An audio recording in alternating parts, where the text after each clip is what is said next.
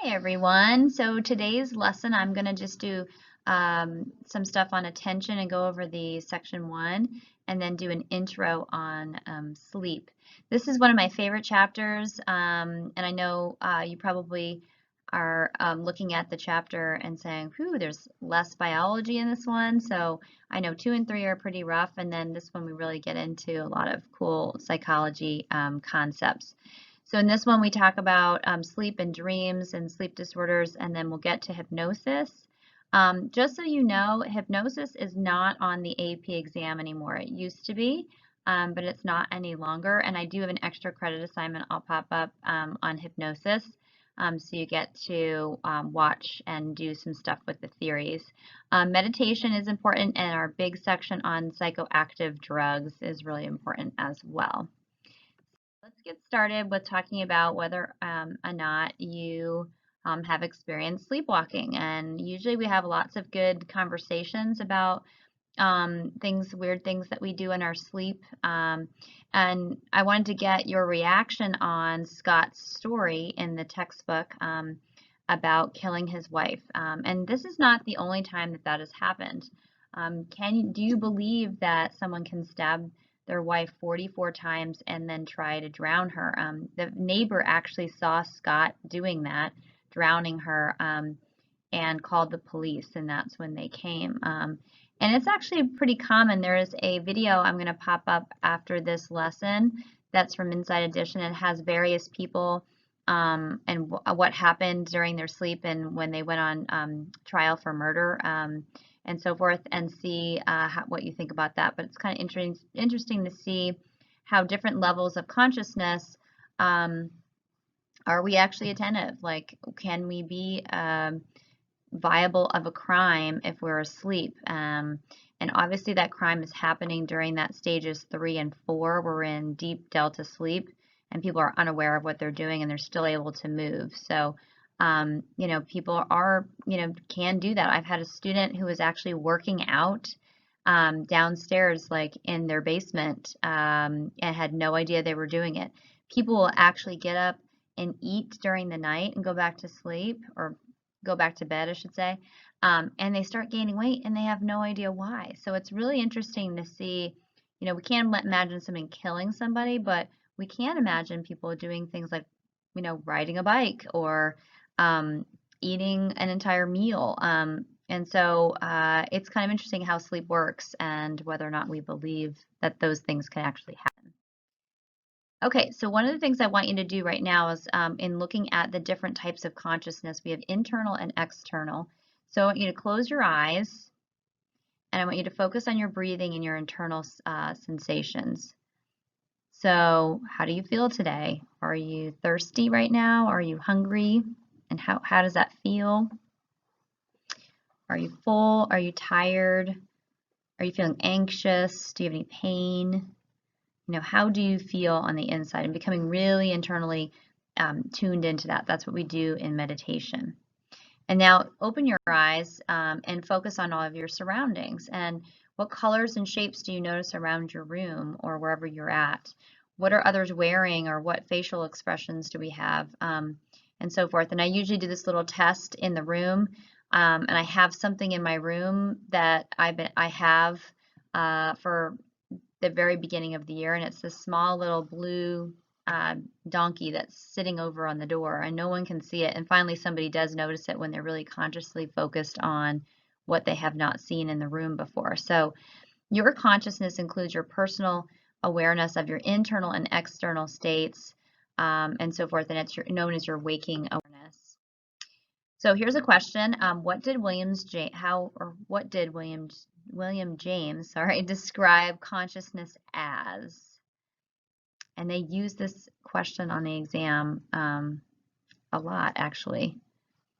What did he describe it as? He described it as a stream or a river. And why is that? Well, it fits functionalism. Like, we integrate our past, our present, and our future, and it kind of guides what's going to happen in our future goals. It helps us maintain a stable sense of self instead of changing every time. So it's a stream or a river, and it's constant. I mean, as we grow and get older, we do change, how we see the world and our own sense of self, but not. I mean, if we really think back, and it's something that we'll talk about like later on in the year, like, are we actually very different than we were when we were like 5, or 8? And we tend to maintain that sense of self, although we are flexible and different, and adapt to different environments. Experience are definitely connected and not disjointed. That's why they are a river, and awareness can change focus. Our awareness of what we're looking at can, but our consciousness helps us provide a sense of personal identity day to day. So what are some characteristics of attention? First of all, we cannot process everything. That is why illusions work, from chapter 3. Our attention is very selective, and it focuses our senses, so that we're not overloaded with sensation all the time. One of the reasons why we can do an illusion, like looking at a little cross in the middle of a page and then maybe a series of red dots. When you focus on that middle cross, you start seeing green as well as red, because that peripheral is kind of filling in what it thinks should be there. And when we use our rods for red, it's going to show up green. So illusions happen that way too. We kind of fill in what the brain's not seeing, or what we think should be there, because our attention is really selective. And it has a certain capacity. It's deliberate most of the time, for what we're actually focusing on. Daydreaming is also consciousness, but it's an internal focus instead of an external. So again, that internal, like what you're thinking and feeling, instead of actually being aware. And people are not focused on their external consciousness, because when you sit there and go, hey, so-and-so, so-and-so, hey, and then all of a sudden they look at you and go, oh, were you talking to me? They're so internally focused that they don't recognize the external. And that's because they have limited capacity. So most relevant information is at that time is going to be within your focus, and the irrelevant's not going to be. It's very selective. While we're somewhat aware of other stimuli, it is very selective. You can be talking in a group of people, but then hear other sounds in a room. And it can be blind. We can miss obvious things that are right in front of us. Think about when you're trying to look for something. You're rushing around, you're trying to look for your car keys or whatever it might be, and they literally are sitting right in front of you because you are thinking about all these other things. You actually don't notice it. And then we'll do something with change blindness, and whether or not you can actually see something when something changes. So as we move on, we look at selective attention. So here's some vocab words that are really important. I know this first section is not maybe not the most interesting, but they put this stuff on FRQs all the time. So please make sure that you know these terms. So selective attention is the focus of conscious awareness on a particular stimulus. And that bottle at the top, that picture there, really makes this next fact really apparent. Our 5 senses take in 11 million bits of information per second. So you can imagine if you were like taking all that in per second, we wouldn't be able to function as human beings. We'd have too much that we were actually able to process. We only process about 40 things per second. And so that makes our attention selective for a very good reason. The cocktail party effect. This is an italics word in your book. It has been on FRQs more times than I can tell you. So make sure you know this word. The cocktail party effect is an example of selective attention. When you've been sitting around in a group of people, you have a group of friends maybe at Starbucks, and you're all like talking to each other and intent and like listening and whatnot, or you're talking to one person and you're listening. What's the rest of the room sound like? It basically sounds like a bunch of noises that you really can't make out unless you're not listening to the person you're actually talking to. Once maybe then somebody yells or there's a loud noise, then your attention gets drawn somewhere else. But for the most part, you are attending to only one voice among many, and that's the cocktail party effect. Selective attention can be really detrimental at times too. Let's hope this doesn't happen to us. In 2009, 2 commercial airplane pilots lost track of time as they were focused on their conversation they were having in their laptops, and they literally flew over Minneapolis 150 miles while ignoring and not hearing the air traffic controllers telling them that that's what they were doing. So it can be something to be aware of, that we can have our attention be drawn away very easily. Okay, so let's talk about inattention blindness, or it's also called selective inattention. So what do you notice about the playing cards that are over to the right as you look at them? As you look at them, what do you notice? Okay, well, you should notice that the 4, even though it's in sequence, is a heart, and the heart should be red. And so a little bit is, we have this consistent pattern that we kind of look for, and sometimes we just fill it in. You may not have even noticed it. Maybe you did notice it right away and so forth because you were attentive on it. But when you look just casually at the cards, you're like, oh yeah, they're all there. There's a sequence of them because your brain kind of knows that's the pattern, because brains look for pattern. That's the other reason why illusions work, is because we're looking and filling in. And that's one of the reasons why we are kind of blind, because we're like have inattentional blindness. What I want you to do right now is I want you to stop the video right now, and I want you to go back out to Canvas, and I want you to do the basketball experiment and then come back and follow the directions on the video. It's an experiment where you're going to be watching people that are who are in a black t-shirt, or it's a white t-shirt. I think it's a black t-shirt, sorry, that they're going to be passing a basketball, and you're going to need to count how many times they actually pass the basketball, and then it will kind of go from there. So go and watch that and then come back. Okay, so hopefully you got to watch that. The reason why some of you may not have seen the gorilla in the video is because of inattentional blindness. Your failure, you're really focused on the passing of the basketballs, and there's a failure to see visible objects that are like actually there because our attention was directed somewhere else. This originally was done with a woman with an umbrella, which was interesting because it's so different than the side. The gorilla at least looks like the same shape as human beings. And they actually did a follow-up study with this later on, because they take and mimic old studies. And they did one with cell phones, and they put a clown on a college campus with a unicycle, and 1 out of 4 people actually noticed the clown. So a clown on a unicycle in itself is not very normal on a college campus, but people were so engrossed in their cell phones, which we know happens quite a bit, that they actually didn't notice the clown and the unicycle and so forth. So important idea about inattentional blindness. Now, inattentional blindness is different than change blindness. Inattentional blindness is that something is there and we just don't notice it. Change blindness is something has changed in the environment and we fail to notice this. So there was a lab experiment done where people didn't notice that simply that a Coke bottle had disappeared, or clothing had a changed color, or so forth. So here's what I want you to do. There is a video that I'm going to play that I have underneath the gorilla one and the basketball experiment, and it's a change blindness experiment. And you can just watch the beginning part. And you can watch the rest of it, but the beginning part where they sort of ask you, can you see what the difference or what's changed in the environment, and then they'll tell you right after that, and then you can come back and we can talk about that.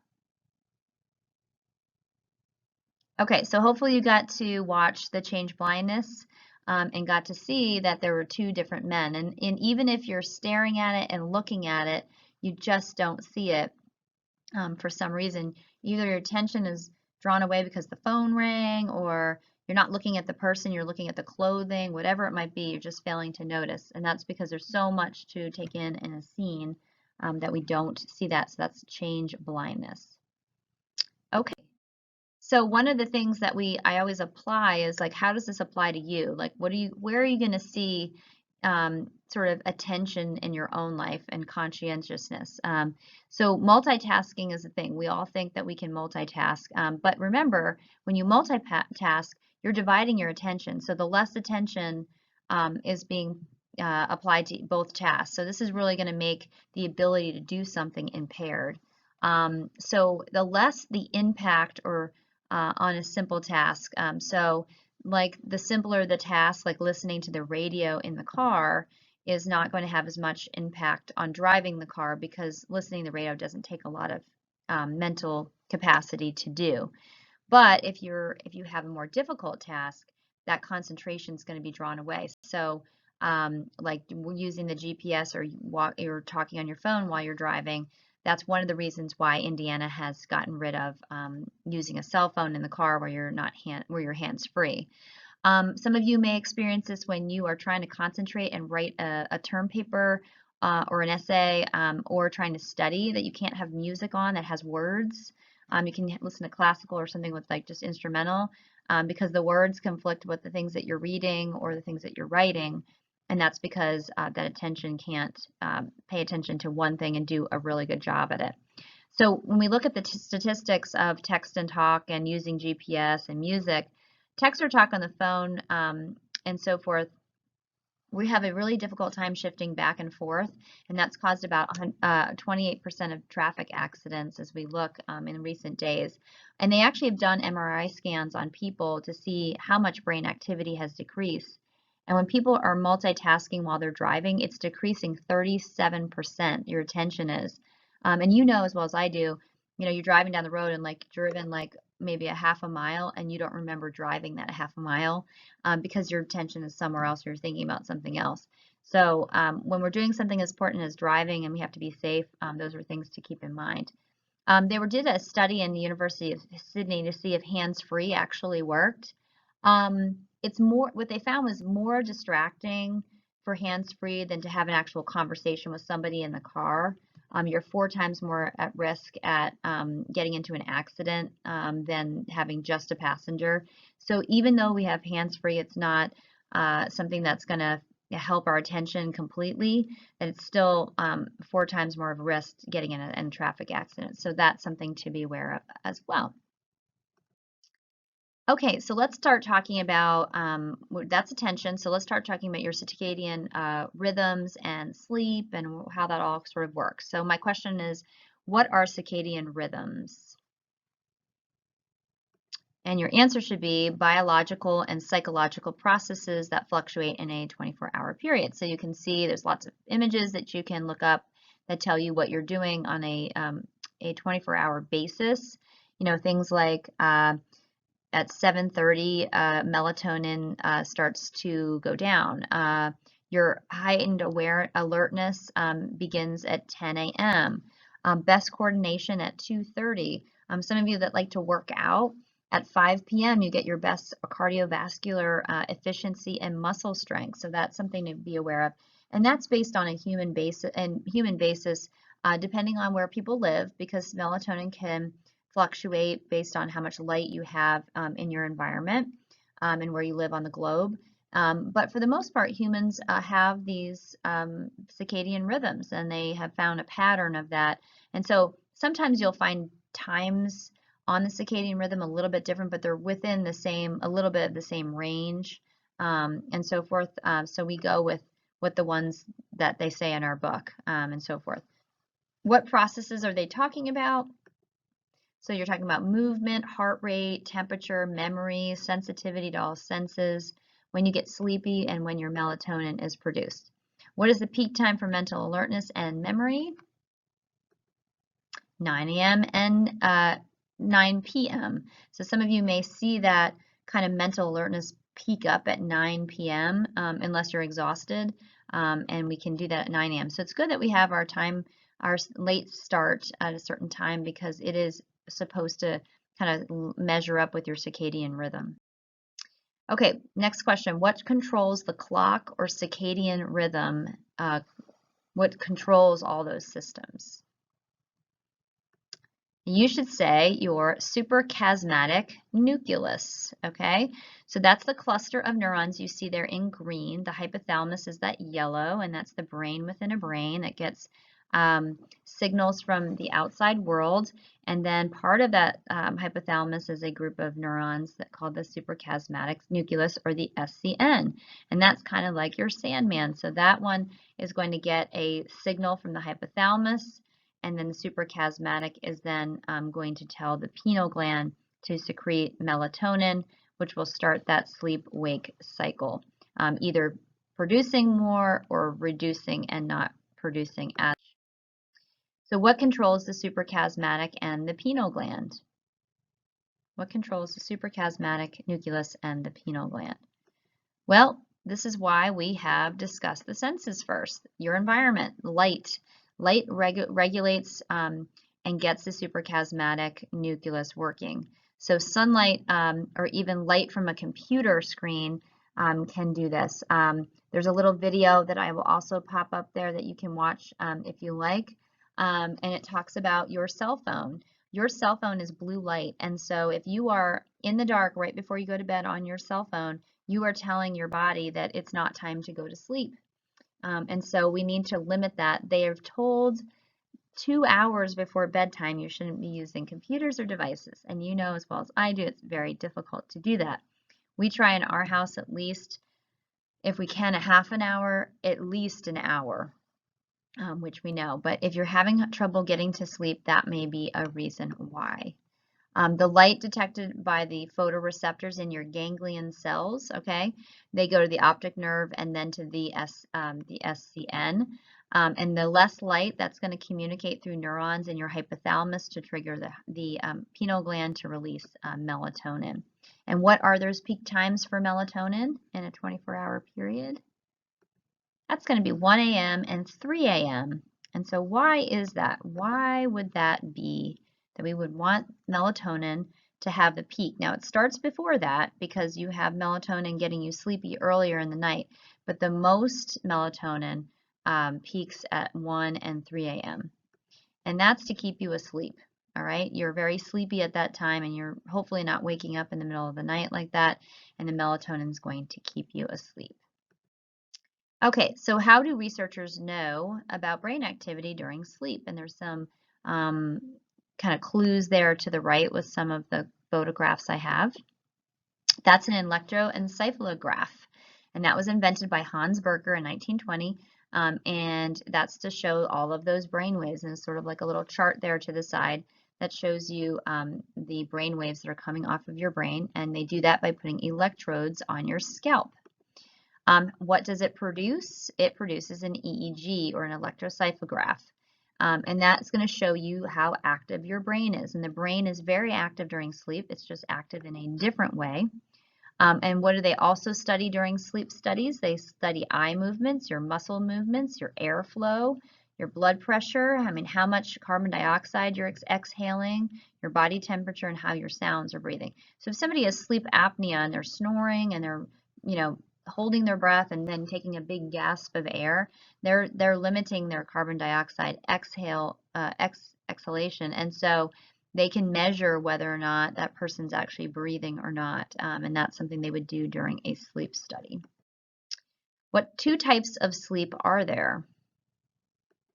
There is NREM and REM, right? So REM is rapid eye movement, and that's where your active sleep is. This is where you're dreaming, but you are not moving, right? You're not moving during that, so you don't act out your dreams.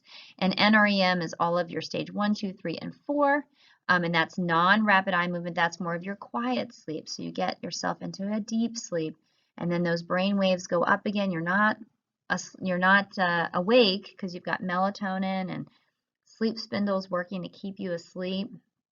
And then you're going to get into REM sleep where your activity is going to go up again. You go through that in 90-minute cycles, and you want to do 4 to 5 a night, okay? So the issue with that is if you're only getting 3 hours of sleep, then you are only doing 2 cycles when you need 4 or 5 to reap the benefits. Physical, memory-wise, mental health, all of that, you need 4 or 5. So you need at least 8 hours of sleep. That's why they say 8 hours. This entire cycle where you get the 90-minute cycle 4 or 5 times a night will develop by age 5.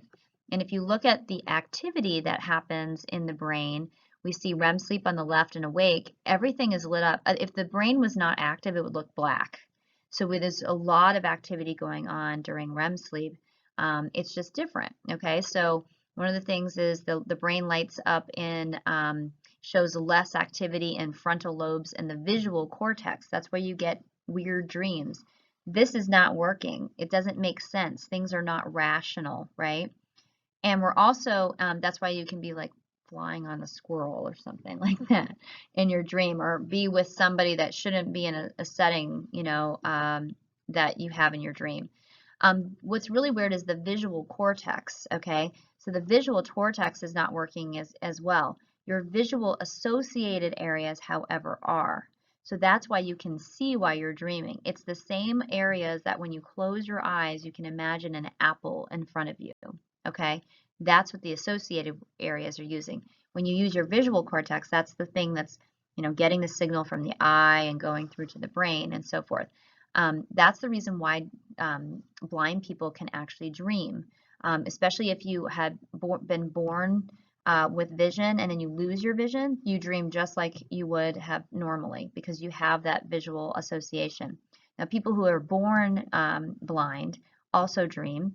They're able to see shapes and things, so they can feel that a ball is round like this, and it may look different in their dream, but they can imagine kind of maybe what that looks like. So they do talk about how they can dream. The other thing that's increased though with activity during dreaming is your limbic system, and that's why we have intense dreams that are very emotional, and then we remember those emotional nightmares. I know there's lots of you that probably have a recurring nightmare that you remember when you were a kid because it had such intensity and such emotion, and because it's in the limbic system sitting next to the hippocampus, it's going to have that attachment into memory. Okay, so then this is a really good one to look at in terms of brain waves and what your different brain waves are. And so I'm going to go through this quickly in terms of what are some important things to know about brain waves while we're asleep, but also when we're awake. Because meditation also, we need to look at brain waves as well. So gamma and beta, those are the ones we actually don't want to be in, okay? A lot of people are in beta, okay? They have lots of high stress level, but on here it says focused reading, speaking, and thinking. Well, yes, it is. But if we are in the high set of beta, we're focused, but we are, doing this. All of us feel very rushed and like very stressed at times and so forth. And where we really want to be when we're awake is more in the alpha theta range. We want to be more calm. And that's what meditation and de-stressing can do. People at gamma are way, way high stressed, okay? So that's where we have complex tasks, but these are like over the top where we have this gamma. And the brain waves are doing this. Quick, quick, quick, quick, quick. As we get to delta, they start doing this bigger drops and we feel nice and relaxed, right? So as we go down the chart here, we feel more relaxed, right? It also talks about if you have too high or too low of this, like what would happen.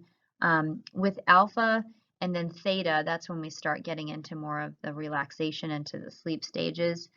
When you're in theta, that's when you start to go kind of in and out of consciousness and you start getting those, um, those hypnotic hallucinations. So you're not dreaming, it's not a story, but you start seeing colors and shapes and maybe a couple images here and there, and they don't make sense, they're just there, and that's when you start to fall asleep, right? And then there's the melanic jerks that like when you're sleeping and all of a sudden you wake up and you're jolted out of your sleep. That happens during the theta stage. Delta is going to be more between 3 and 4, stages 3 and 4, and that's your restorative, like deep relaxation. Now, as we get into REM, you start going back up. You start going back up to even like the alpha range where you're like, it's like you're awake, but you're asleep. Okay, and your body helps you stay asleep because we have sleep spindles and we also have melatonin that's helping as well to stay asleep, but that brain is super active. So some sleep deprivation studies. One of the things you're going to do as your assignments today, you're going to look first of all at brain waves, but then you're going to look at how sleep deprived are you or sleep restricted. Sleep deprivation really has to be like this first study where they took 35 hours where people did not sleep at all. That's not us. We're just missing a few hours of sleep, if anything. So we're really sleep restricted, and that's going to affect our mood and what we eat and how we feel. But sleep deprivation can really have some cognitive and physical things that happen. So in 2007, you did a study where he took away sleep for 35 hours and then had others normally sleep and tried to compare how they were going to act. And so they looked at a series of images and they had to range, and those images were either neutral or unpleasant or disturbing. And then they scanned them with an MRI to see what kind of activity was going on in the brain. And they definitely saw a level of activation in the amygdala if they were agitated. Think about it. When you're tired, you're like cranky and your emotions are high and you can take things the wrong way much easier. So 60% were more active in the amygdala in terms of those people that were sleep deprived. When they were more active, they looked at most of the images adversely. So everything was negative. So that's one reason why we need to sleep.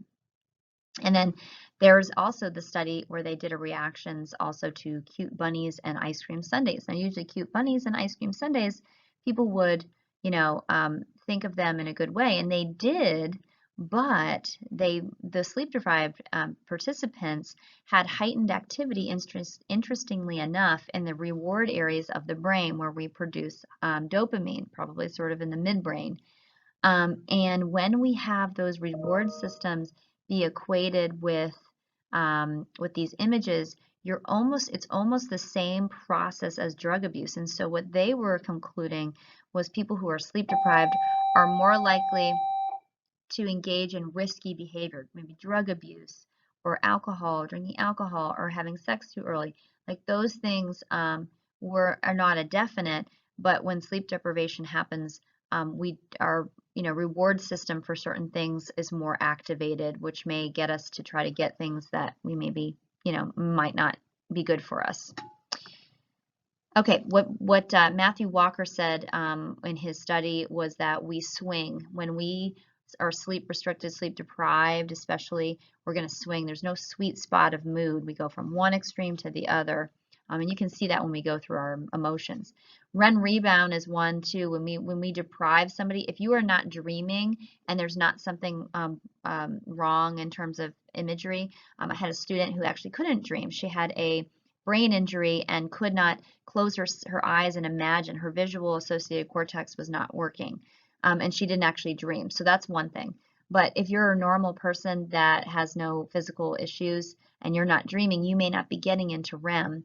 So people deprived of REM or even stage 3 and 4, where you can't sleep, are going to end up increasing sleep in REM by 50% or NREM to make up for missed sleep.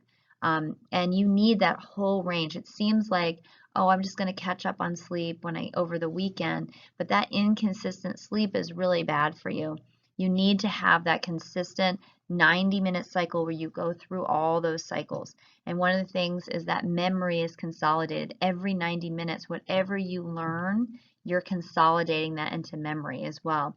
And then you're healing your body as well. So when you're skipping around and doing all kinds of things and we're sleeping 6 hours one day, 3, 8, 10, 12, you're not getting that consistent pattern of sleep. And it's going to make you feel tired, more tired in the long run.